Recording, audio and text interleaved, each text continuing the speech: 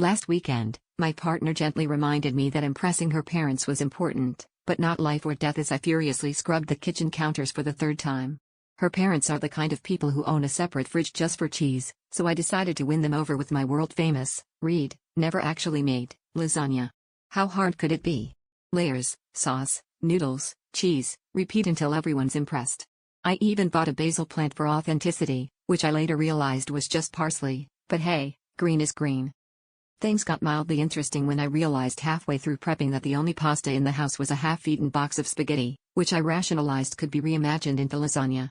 But the spaghetti had fused into a single rock-hard noodle brick in the box, and all attempts to break it apart involved 3 kitchen utensils and a near miss with the family cat.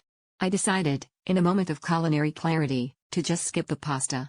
After all, if you put enough cheese on anything, it's still Italian, right?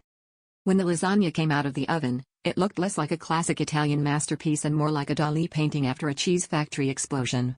7 distinct layers of cheese, sauce, and desperate hope cascaded onto the plate.